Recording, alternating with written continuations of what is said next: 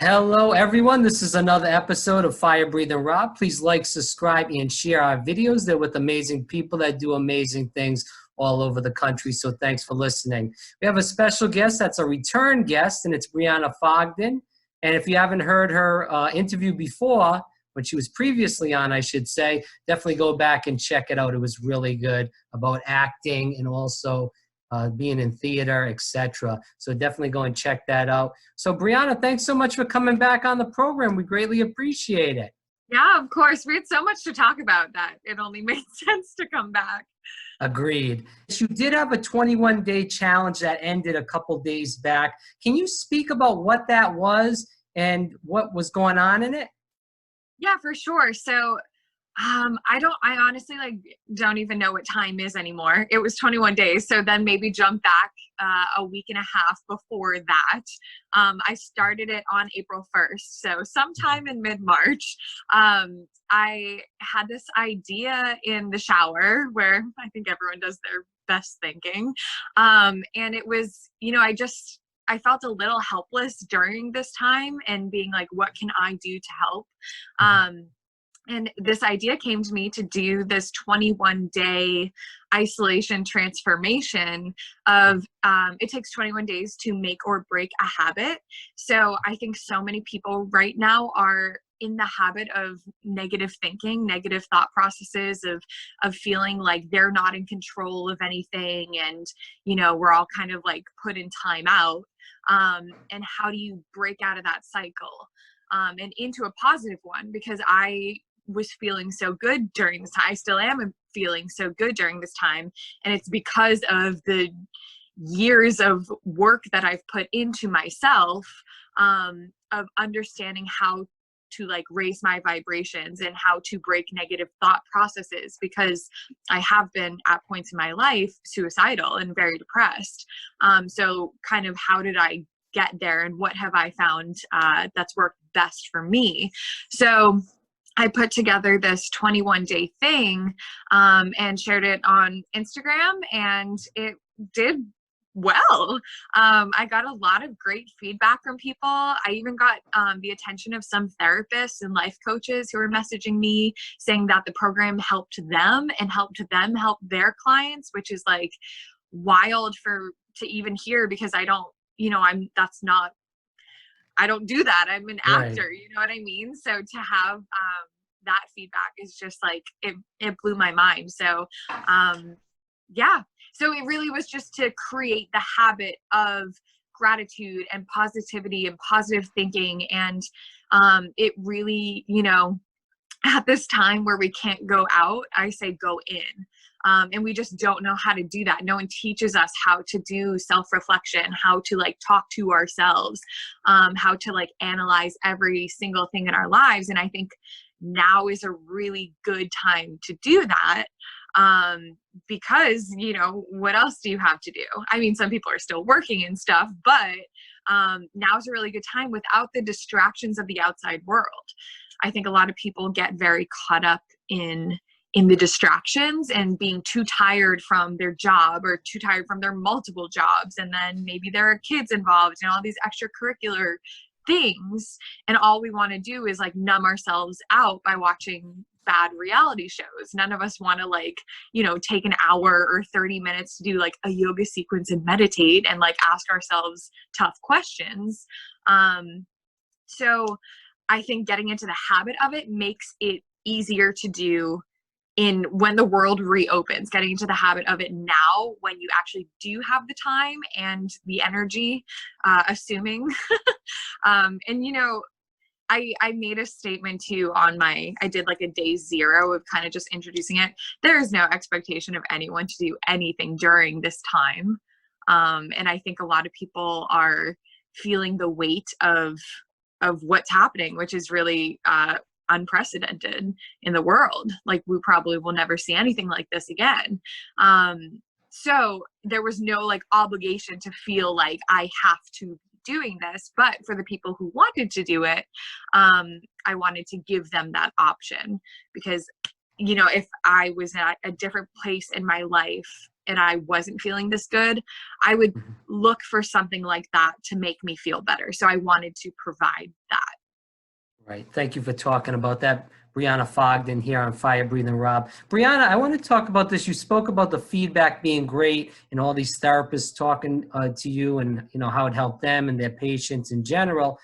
Can you talk about some of that feedback? Do you remember any kind of specific things that was said? Or was it like the majority of the same things being said? What was said in the feedback? So I had one therapist, she's from England, actually. She's a therapist and a life coach. She she started following me because of the 21-day thing. And you know, a lot of my followers come from my years of performing. And she had no idea that I was an actor. She had no idea like what I did for a living. So she started messaging me being like, hey, how's your practice going during this time? Like, it's really cool that you're doing this in your spare time. Are you still seeing clients? Like, she full on thought that I was a therapist and a life coach doing this in my spare time. And I was like, oh, actually, I'm an actor. And she was like, what? So she was like, oh my God, I just scrolled through your Instagram and I'm just like shook. She had no idea. So she gave me a lot of encouragement of being like, this seems so natural for you. Like, keep going. Like, she was pulling stuff from her personal Instagram of like things that she's posted that would relate to the themes for the day. So I had 21 themes. So she would send me stuff so that I could like share it on my story if it related. And just, I don't know, it was just really cool for me to like not really know what I'm doing, but for so much to actually be rooted in actual techniques that therapists use or actual things that therapists say. So that was super cool. Another girl messaged me saying that she is a therapist and she is still seeing clients like via Zoom, but she's with her parents right now. And she was like, I did the 21 days and it helped her. And then she was using things that I said and saying it to her clients. And she said, even my family noticed that I was like more positive and like happier and like shining. And I was like, that's amazing. So yeah, I had a few other therapists message me just to be like, hey, I really like what you're doing. Like, keep going. You're doing a good job. So yeah. This is Brianna Fogden here on Fire Breathing Rob. She's an actor and performer here in Orlando, and she's been all over the country and all over the world performing. Where did you get into all this stuff? Was it just something you saw on TV or through your No. So I mean, I dealt with depression my whole life. And I've been on medication. I've been to therapy. You know, I lived what I thought was like a happy life after that. And, you know, there are happy moments, of course, but even last year, I started just questioning everything of being like, why am I not like happy? Why am I not enjoying life? I went through periods of like anger almost of being like, why am I here? Like, what's the point of all of this? You know, kind of had an existential, I wouldn't say crisis, but kind of just questioning my reality of being like, what is the meaning of all of this? Like, why are we here? Why are we born? Like, what does it all mean? Like, yes, we have these bodies, but everything is assigned to us. Like, my name, someone gave it to me. That's not like who I am. Like, who's inside here? Like, what's inside here? It's like, the thing is, like, we don't necessarily have like concrete answers for all of that. And none of us really question anything. We're just like, oh, this is the way it is. And I just started questioning. I'm a very curious person. I really like learning all sorts of different things, and especially things that are not mainstream. So it all came about of questioning, and then me being unhappy with things that I was finding out of being like, is this a meaningless existence? And I just came to the conclusion that like, surely not. And like, even if it is a meaningless existence, I don't want to live that way. And I've sort of come to understand that like, we truly create our own reality. And if you change your thinking, from like a negative thought cycle into a positive one, your reality becomes a lot better. So when, I say that I, throughout this whole self-help thing, kind of just picked up a bunch of darts and threw them at a dartboard and just found out things that stuck. So, I found out that yoga really helped me feel grounded and centered. Meditation really helped me like tune out everything, all the distractions from the outside world, so that I could like really listen to myself, listen to my intuition. And I found that when I followed my intuition and stopped like fighting, and, surrendered, one of my days is all about surrendering, of just like, stop fighting life. You know what I mean? Just let it Right. happen, let it unfold for you. And I found that when I did that, all of these magical things started happening for me, and my life improved dramatically. And like, I became so much happier. All of these opportunities came to me. And I don't think it's reserved for certain people. I think everyone can have this. So I wanted to share that. So I'm just, to answer your question, it stemmed from me just being a very curious person. And I think I've always been interested in, and I don't want this to come off as like selfish or like egotistical, but I've always been interested in like myself, of being like, why am I the way that I am? Why is anyone the way that they are? It's like, Right. we don't ever question who we actually are. And we don't ever stop to think that everything around us has shaped who we are. Right. And we just carry these like labels with us. And is that who you actually are? And can you reinvent yourself? And the answer is yes. You can be whoever you want to be at any point in your life. And we're just all so afraid of these like societal pressures and standards, and you have to do this in order to fit in. And it's just like, why are we doing that? That's not living. You know what I mean? That's living by someone else's definition. But what's your definition? So I really like, now I'm just like so empowered to kind of make people be like, what are you living? Like, why are you here? Who are you? We're all so different. And where does that come from? And what does it mean? Right. Can you speak about your story and, the lessons you learned? I know we talked about this in, after our first interview, but can you extend on that and tell the viewers a little bit about your story? Yeah, for sure. So I really was diagnosed with depression my senior year of high school. So, but I think I had it, my whole life. I was applying for colleges. I was doing 2 musicals at the same time. I was trying to be a first semester senior. Those grades really count. One of my shows was an hour away, so I was driving 2 hours round trip every day. Everything was just like piling on. And I just kind of crashed. I ended up getting nodes on my vocal cords from kind of just like overextending myself and not sleeping, and also just doing too much. And I had to withdraw all of my college applications. I wasn't able to audition for colleges because I was on strict vocal rest for 2 months. And those 2 months were during audition season. Kind of my life was like falling apart. And when you're a child, you don't know any different. You don't know that like, if you don't go to college, it's going to be okay. No one kind of tells you that.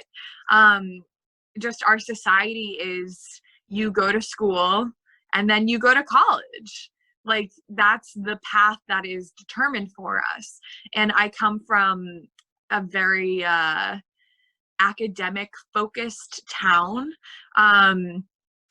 And I mean, it's great. The school system's amazing, but everyone goes to college. And not only are they going to college, they're going to like really good colleges. So I felt like a failure for not going to college, for not being able to partake in the thing that everyone does.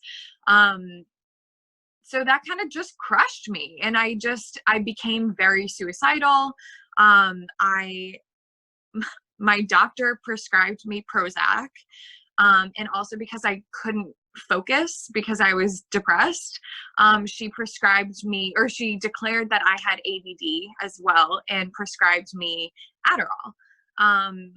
And so I was on those for, I honestly, I don't even remember how long, maybe only a few months, but those two drugs actually work against each other. And that caused me to like truly become suicidal. And I just like spiraled downhill so fast. And I ended up going to therapy, and the therapist, literally, thank God, was a registered nurse. And she was like, I'm sorry, what did your doctor just prescribe you? And she was like, you need to get off of Adderall right now. She was like, those drugs literally like fight against each other. It's not safe to be on both of those at the same time. Like, literally, what was your doctor thinking? And I was like, I don't know. And that made me just like so frustrated. She helped me. Going to therapy definitely helped me. It kind of sucks being like a teenager with depression, because all I wanted to do was be free and like be away from people. And I just wanted to like be by myself. And of course you can't, like, your parents are around you. And, a lot of the times with children, the environments that they're in are actually what's causing a lot of the issues. And I'm not just saying parents, but also, school, society, the places that you have to be every day because you're a child, you don't have a choice. A lot of those things add to all these anxieties and depressions and eating disorders and what have you, that these kids have to go through. So things turned around for me. I wasn't in therapy for very long, maybe only 6 months. And then I was maybe only on Prozac for 9 months. And I ended up taking myself off of it when I moved to Florida to start working for Disney. And I haven't been on medication since. So now that I'm finding out all of these other things of kind of, I think we would call it holistic healing, there are just all of these other avenues that you can also incorporate that are free or, a more natural way to go down instead of just loading yourself up with drugs. And I think that's where I'm really drawn to right now, of being like, you don't need to just like, I don't know, our society, our Western medicine society especially, is just like, load them up with drugs. And like, that's the answer. It's the easier option. It's a simple fix. But if you actually, go explore these other avenues that for some reason we've been told are like woo-woo and, they're crazy, they're actually so helpful and more natural. And I would much rather go down that route than load myself up with drugs. And I'm not saying that, drugs do have their place. However, I think that should be kind of a last resort option. So now that I'm finding out all of these amazing things about, the solfeggio frequencies and how you can literally rewire your brain with musical frequencies, or meditation is like the most life-changing thing that you could literally ever do, and it's free. And if you just take the time to sit with yourself and listen to yourself and go inside, and you can do a lot of work on your own. You don't necessarily like need a therapist. And therapists really come into play when you just don't know what to do. But, my goal with the 21 days, I don't have the money for a therapist, so I do as much work as I can on my own. My goal for that was being like, I know that a lot of young people don't have the money for therapy, but we all need it badly. So kind of just giving like, if you just start asking yourself some questions, you get to pick apart your brain and you get to analyze your brain. And it helps, and you actually can work a lot on yourself. and then all these other different avenues of whether it be yoga or frequencies or I don't know, crystals or cooking, like anything can help you if you understand that it helps you. Do you know what I mean? If you give the time for you to give it a try.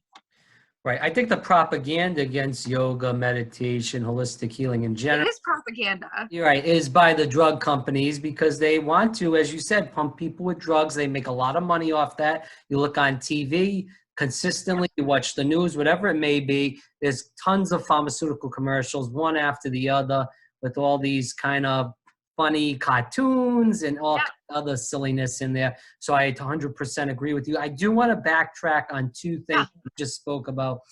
First things first, let's talk about the doctor. We don't have to talk about their name or the person in general, but why did you not want to sue or take this person to court when they pretty much almost killed you in a way?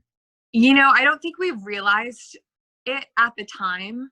I personally have my whole life never liked that doctor. And I think this is where, you know, I don't want to like place blame on my parents. It's not really like what I'm talking about, but I can't even remember, but I'm pretty sure I vocalized how much I didn't like this particular doctor. And I had seen that doctor since I was a baby.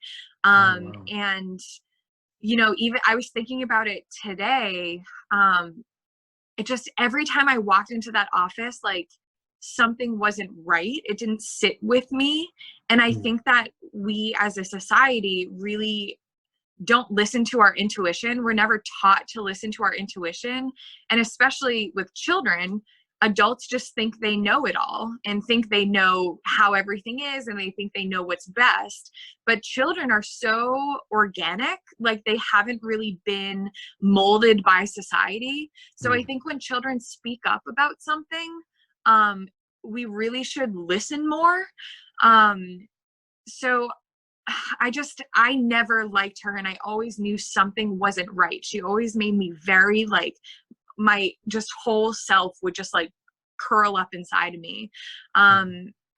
So, you know, I don't know, maybe I sensed in a way that, you know, at some point I wasn't going to be given the best care with her. I think that, you know, there was another moment with my school actually that I personally thought like, you know, we could actually take this to court and probably win. Where it's a dramatic story. But I was kind of like better. I was getting better. I wasn't suicidal anymore. A lot of my friends didn't know that this was going on. That's just like, you know, Depression 101. A lot of people in your inner circle don't actually know the depths of what you're going through. I think people with depression are just like very good actors because you don't want to talk about it, you know, so you put on a happy face, you act like everything's fine and you're like dying inside. One of my friends had found out how bad it actually was and went to my guidance counselor and, you know, kind of like threw up all these flags of being like, she's going to hurt herself, like blah, blah. And I had already been, you know, healing for months. So it was like everything got ripped open again. And this other guy, I actually don't even know who this guy was. I got pulled out of my classroom. I got taken to this serious meeting with my guidance counselor and this other guy. And he knew all of these personal details about my life, about my story, things that only like very close friends knew. Was this like a teenager that was a student, or was this? Well, it was one of my close friends, but this other guy, okay. I don't know who he was. He was some sort of like official with the school. I have no clue. I have no clue. But he started telling me about myself and about all these personal details. And I was like, I've literally never seen you before. And I got very upset. And my mom actually had to be brought in. She came from work. She came right to the school. And that at that point, she was pissed because she was like, literally, who even are you? And why has it gotten to this level? Why didn't anyone think to like ask me first before it got to, you know? So in a way I was like put on suicide watch when I was already going to a therapist. The school wanted transcripts of my counseling sessions. Wow. It was so out of hand. And at that point I was like, you know what? I could probably sue and win something. Right. But at that point, I just wanted it to be over. You know, I didn't want to go through everything that I had just went through. I wanted to heal from it. Did you ever think about leaving the school though, Brianna? No, because I was almost done. Oh. And it wasn't, you know, it wasn't worth it. It was at that school. I had so many wonderful memories with that school, so many wonderful things, all my friends there. I had so many teachers that I loved, so many classes that I loved, that this one tiny instance wasn't enough for me to like, you know, it was just this thing. And I had like 3 months left of school, and I was just annoyed that that's how I was sort of like ending. So yeah, I don't know. I just think that speaking of schools in general, I think that there needs to be a huge change in the public school system. And I personally am one that dreams of a future where we teach children how to meditate, how to do self-reflection, how to just like understand who they are from literally the youngest age and carry it through. And I also would love if all children were able to have one-on-one therapy sessions throughout their entire school career. Because we certainly don't set people up for success in the real world. We just put all of this like stress on them. And it only gets worse and worse as time goes on. I mean, I'm so thankful that I went to school when I did, because kids nowadays, you know, not even that many years later, have all of these other things to worry about. And stress is the #1 killer in the world. It's the root cause of all of these diseases and viruses, and it weakens your immune system. And, you know, and who gets to sell you the drug to fix it all? All these big corporations, you know? So we're getting ourselves into this horrible spiral. And I just saw a study the other day that millennials are the first generation who are not predicted to outlive the generation before them. And it has to do with stress.